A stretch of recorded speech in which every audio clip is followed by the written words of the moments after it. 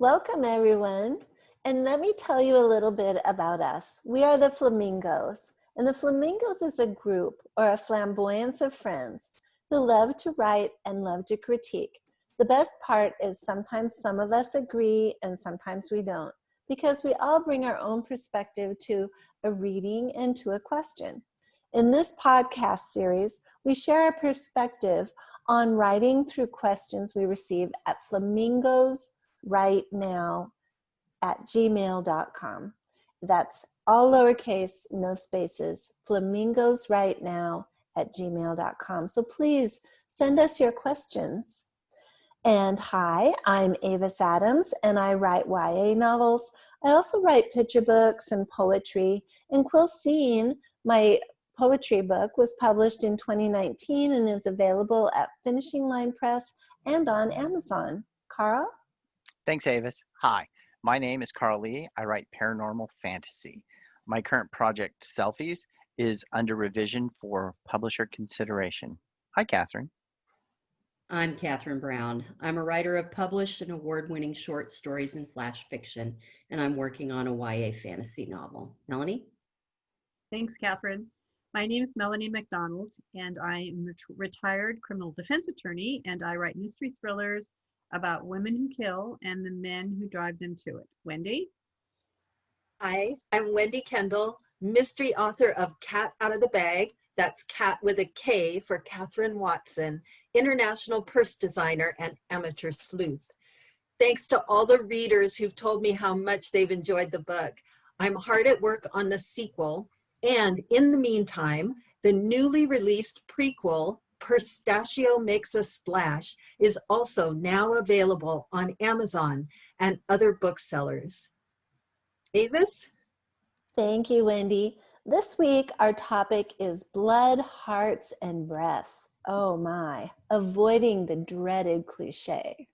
So every teacher, English teacher in all of history, has warned students to avoid cliches, and I am one of them.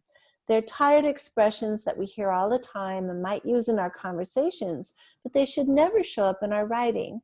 Here's a quick lowdown, cliche, on cliches. A cliche is a phrase or opinion that is overused and betrays a lack of original thought. A trite phrase or expression. A sentence or phrase usually expressing a popular or common thought or idea that has lost originality, ingenuity, and impact by long overuse. So in a nutshell, another cliche, writing that avoids cliches is original and fresh. And that is what our readers want to read. Easy peasy, right? One of the problems is we speak in cliches or know a dozen people or more who do. And it's easy for cliches to slip into our work and for us not to notice. So how do you avoid them? Join a critique group that can help you identify them, like my Flamingo group, Catherine, Melanie, Carl, Wendy, and me. Even though I'm an English teacher, I fall into the cliche trap too, and they don't let me get away with it. Isn't that a breath of fresh air? Sorry. Some things may not seem like cliches, such as having your characters breathe, but when they are constantly breathing, taking deep breaths, barely breathing, inhaling, exhaling, and other lung movements, it becomes cliche. Many agents and editors who read a lot of submissions base their rejections on a list of criteria, and cliches are high on that list. I had never thought of breathing, breathe, or breath as cliche, but once I heard that they were, I did a find search in my own writing, and I found my characters releasing breaths they didn't know they were holding, and holding their breaths, and gasping for breath, and huffing, and all things that I now notice, even when I read a bestseller. Breathing jumps off the page and it stops me. So, as in all things writing, rules were made to be broken, but make sure you have a good reason when you're using a cliche. Like, say if one of your characters is prone to cliches and they say them in their dialogue, then that might work. So, Carl, put your pedal to the metal, baby, and let's hear your notes because I know you have some. Thanks, Avis. I do. Blood is one of my pet peeves when it comes to cliches. My blood raced. Vito's blood seeped from 100 bullet wounds covering his body from head to toe. Blood filled her cheeks, shooting waves of heat over her face. Blood is an easy way to show a lot of emotions: love, fear, excitement, or even death. Um, Easy can quickly become boring, however. My blood raced uh, can become, uh, my temples throbbed as the charge filled my limbs. I sped through the street behind the fleeing sedan. Or Vito's blood seeped becomes, um, the dozens of fresh bullet holes um, oozed, staining Vito's Bergman Dorfman suit. These are examples of how you can take tired, let's call them first draft cliches, um, and turn them into something considerably more exciting and interesting. Um, her blood filled her cheeks becomes Brenda locked stares on the wall over his shoulders. Waves of heat flowed from her cheeks, burning her eyes. Um, just like breathe, breath, and breathing, during your first revision, search for blood and bleeding and turn up the volume on those scenes. Um, my blood boils, but I must surrender to Catherine. Thanks, Carl. It's about time. Oh, sorry, that's a cliche. Let's just say that the cliches I notice are often about time. That's my pet peeve, and we hear them all the time. If your saying mentions time, think twice. More cliches. Many common phrases that mention time are overused, including time and time again, this point in time, third time's the charm, a stitch in time, let the good times roll, a good time was had by all. Time cliches can mention time, like in these examples. Some writing programs will help find cliches like these and others, or you can use Control F to search your document for the word time and find out how often you use a time cliche. But time cliches can also be sneaky, and the word time isn't there, but the concept is, and the phrase is still cliched. How about slow as molasses? Stop and smell the roses. Pulling a fast one. Quick as lightning, or a wink for that matter. Once bitten, twice shy. Make my day. Starting from scratch. The wonders never cease. Cross that bridge when you come to it. This day and age. Good things come to those who wait. Is it time to cry uncle yet? You've heard all these before? Of course you have. But it's one thing to have a handy list of time cliches to avoid. It's another to find them depleting your own prose. When you see sentences like these during revision, run for the red pen. Would Max find the culprit? Only time would tell. For now, he would bide his time. Tom waited for Brad to arrive. How long had he been watching the clock? Ace raced up the hill to the wooden shack. John had a gun, and time was of the essence. Amy couldn't help it. Every time she saw the picture of Mary with her sister, it was a trip down memory lane. I hated this job, but for the money I was making, I'd put up with Angela Martinez day in and day out. When would Jaden ever learn? Maybe when she was older and wiser. Inga clutched the trophy to her chest. It was her moment of glory, her moment in the sun, and it was better late than never. I couldn't get past my brother's betrayal, especially at the 11th hour. I loved Mom's pancakes, but I hated that she insisted on making them at the crack of dawn. With her, it was always the early bird gets the worm, honey, and you need to get up bright and early and stop burning the midnight oil. I could keep this up until the cows come home, but it's time to wrap this up. Cliche. So once and for all, cliche, watch out for time cliches in your writing. Melanie? Thanks, Catherine. Sadly, the cliche that is my pet peeve is one I love to use, stereotyping. This is a shortcut to describe a character. It points to a history of usage that tells the reader what they should think about said character without any creative input from the writer.